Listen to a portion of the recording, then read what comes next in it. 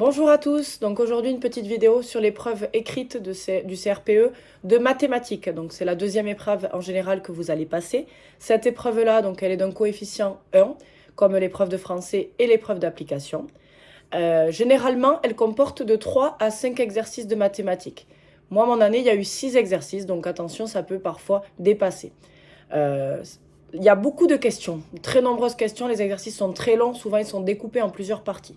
Donc c'est important pour vous, vraiment, de faire le maximum de questions. Si vous ne savez pas, si vous bloquez, vous passez à la question suivante. Ça, c'est essentiel.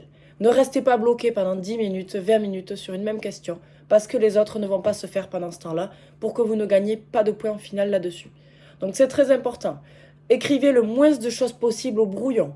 On n'utilise que le brouillon pour faire les petits calculs si on a des doutes, mais on écrit tout directement sur la copie. Attention aussi à bien soigner votre présentation. On n'oublie pas le raisonnement mathématique, ce que j'observe, les propriétés et ce que j'en conclus. Ça, c'est très important. Il faut avoir de la rigueur sur la présentation. Si vous êtes rigoureux, vous allez éviter de perdre des points inutilement.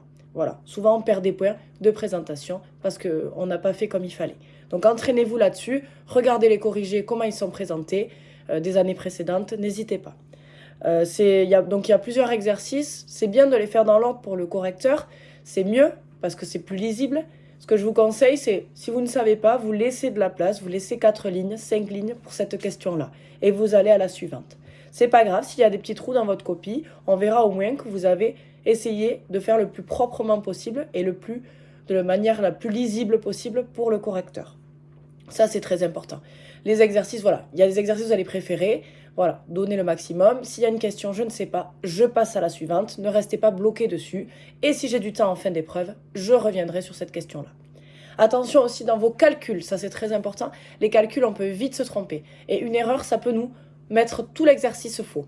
Donc attention aux erreurs de calcul. Si on a la calculette, on vérifie bien, parce qu'elle n'est pas toujours présente, mais généralement nous avons la calculette lors de l'épreuve. On vérifie bien que le calcul est correct plusieurs fois. On fait attention à ne pas se tromper. S'il y a des virgules, par exemple, des opérations, c'est important de ne pas se tromper. Donc on est soigneux sur les calculs, on est attentif et on vérifie plusieurs fois.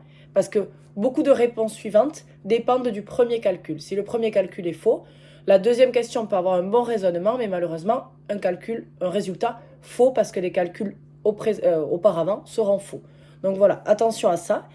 Très important, vous allez risquer d'avoir donc un exercice sur Pythagore et Thalès. Donc soit un exercice sur Pythagore, un exercice sur Thalès. Généralement, les deux sont utilisés sur un exercice commun. Ensuite, il faut connaître aussi toutes les formules d'équivalence de la vitesse, qui sont beaucoup mis en œuvre et beaucoup sollicitées. Scratch, il faut connaître Scratch, il faut être capable de faire des exercices Scratch, vous aurez forcément un exercice sur Scratch.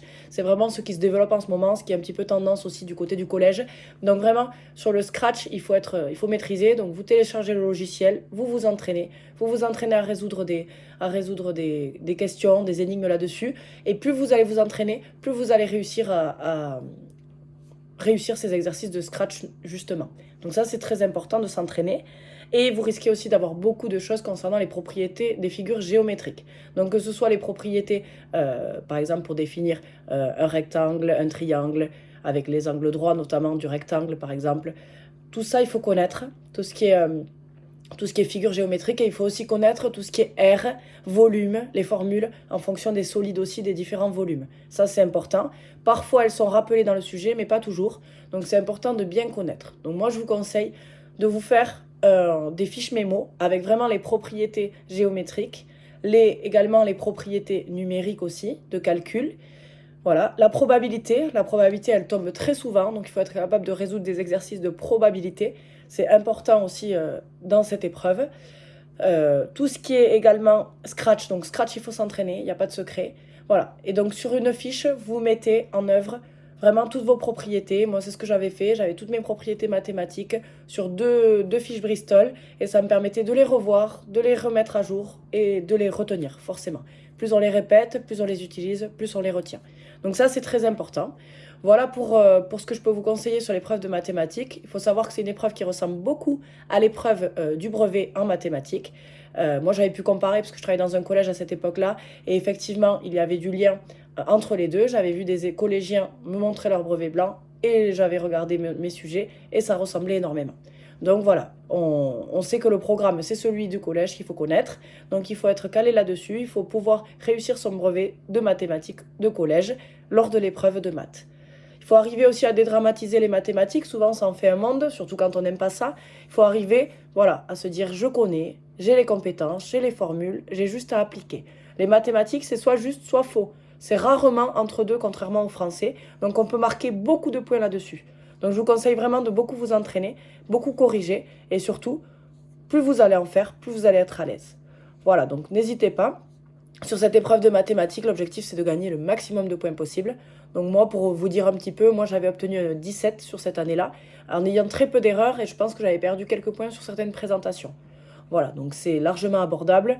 On n'hésite pas à s'entraîner. Si on a des difficultés, on s'entraîne, on s'entraîne. Les exercices qu'on a vus seront les mêmes qu'on aura au concours. Voilà, je vous souhaite une bonne fin de journée et je vous dis à très vite.